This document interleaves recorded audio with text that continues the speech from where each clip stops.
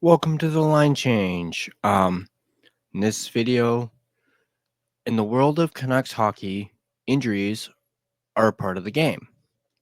But this latest update brings a blend of silver linings and tough breaks that could change everything. This is a Canucks injury report, the good, the bad, and the ugly. So let's dive right in. We are going to be covering not one, but two articles. For this injury report, it involves three players. You guys probably already know who I'm talking about. But we're basically going to cover two players in one article, and the third player will be in a separate article. So let's go ahead and dive right into it. So, the first article, the headline, this is, of course, from Canucks Army. As always, I will leave the link to the article in the description down below for you to read along yourselves at your own pace. The article headline is Tocchet says Pettersson day to day, Höglander biting at the bit to play. So let's go ahead and look at this from Tyson Cole of Canucks Army. Posted technically yesterday. Yes, this is a day late. However, yesterday I had my first softball game of the season. For those of you that do not know, I play softball usually starting in the spring all the way through the summer. And yesterday, technically, was our first game. So that's why I put out those two videos at the start of the day, and there was no new content for the remainder of the day as I had to go and play some softball. But let's move back to this article, as I mentioned, by Tyson Cole of Canucks Army, where it goes on to say, after returning home from their 6-game road trip, Vancouver Canucks head coach met with the media after Tuesday's practice and gave an update on the health status of Elias Pettersson and Niels Höglander. It goes on to quote Rick Tocchet, saying, upper body, I think it was in the corner on a battle, something like that. He skated, I think, once or twice. Didn't skate that hard. He had a little bit of discomfort. Now, obviously, he's referring to Pettersson in this. So they're saying upper body. That could still potentially be the oblique area, as that is my theory on what this injury is. I feel as though it's an oblique injury just from the way that Pettersson grimaced after that face-off. But Tocchet goes on to continue and was asked if he expects Pettersson to play soon. Yeah, I think I always expect that, but like I said, it's day to day. Excuse me. When a guy's day to day, you expect him to play, but I don't know with the discomfort level where it's going to go. The Canucks coach was unsure and shared that it was tough to predict whether if tomorrow was a playoff game, if Pettersson could suit up. And then talk it with an update on Höglander. Hoggy, this guy's biting at the bit. This guy wants to play so bad. He's got a red jersey, which is a good thing, but he's obviously no contact. Is he close? He's closer, I guess, than the other guys. But this guy wants to play so bad, so we got to be careful with that. Both players sustained injuries in a Saturday matinee game, against the New York Rangers. First game between former teammates JT Miller and Carson Soucy. Pettersson left the bench halfway through the second period. He would return for a couple shifts, but did not return for the third period. Höglander came as a bit more of a shock, as there were no signs of an injury, but he would also not rejoin his teammates for the third period. The two Swedes would be sent home for the final 5 games of the road trip, where the Canucks went 2-1-1 without them. This was unfortunate timing for both players, as they were 2 of the 3 hottest forwards on the roster. Pettersson was riding a 6-game point streak with 3 goals and 6 assists, for 9 points in those games, playing on Pettersson's wing for those games. Höglander had 1 goal and 5 assists during his 5-game point streak. The Canucks have 8 games remaining on the schedule before the conclusion of the regular season. Vancouver currently sits 6 points behind the St. Louis Blues. Make that 7 actually now, or no, 8 points after the St. Louis Blues won their 10th straight on Tuesday. For the final wildcard spot, it will be a big boost for the team if they are able to get one or both of the forwards back as they try to claw their way back into playoff contention. Now, obviously, this is positive news for the Vancouver Canucks when it comes to Elias Pettersson. He's day-to-day, so, we'll see. But hearing that Höglander is chomping at the bit to get back out there is obviously a positive sign.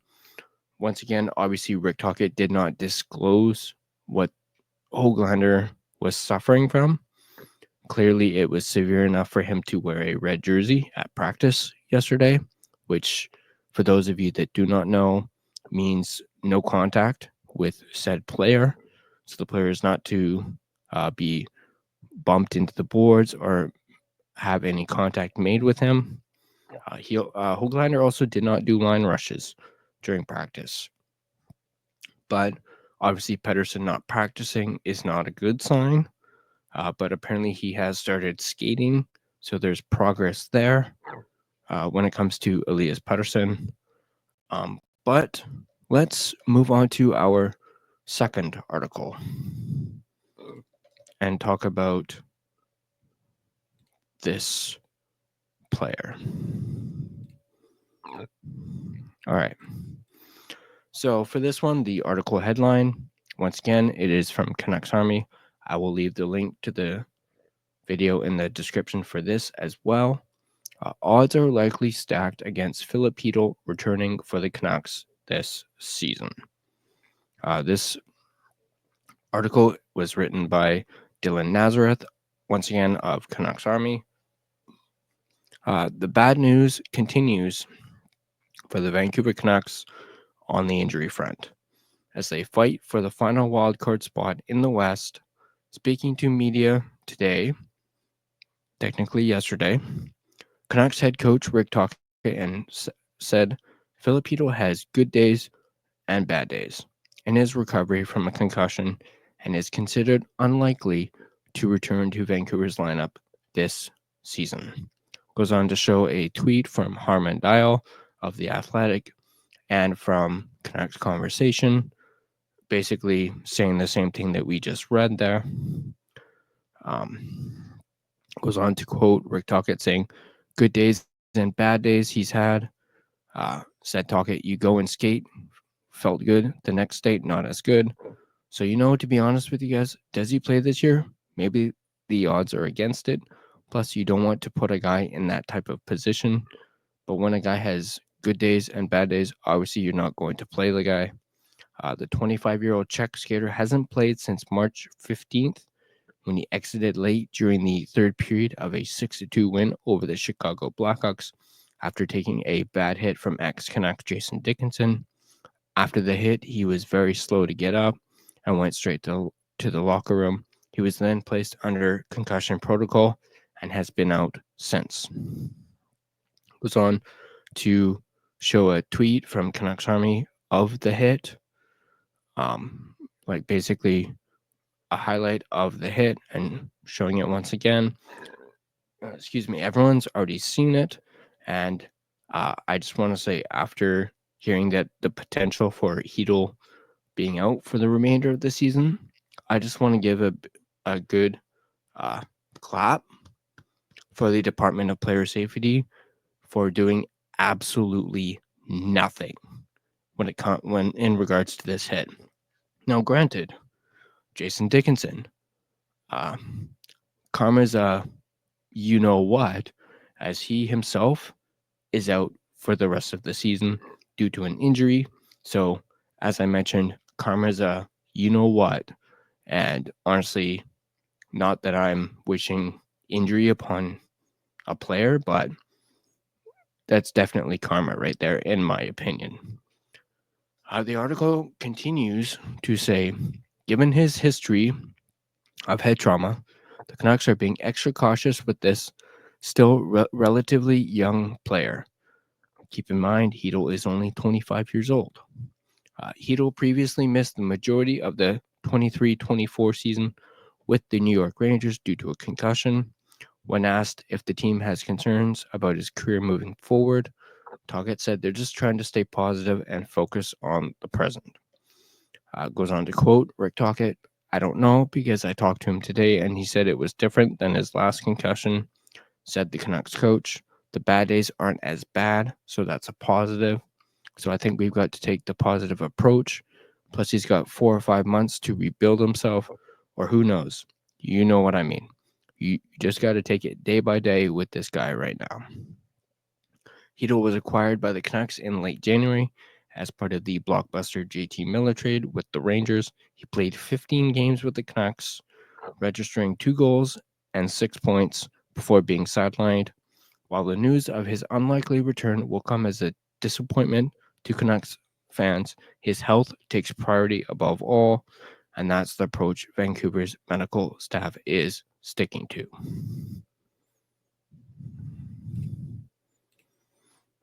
So, that... Oh, hang on.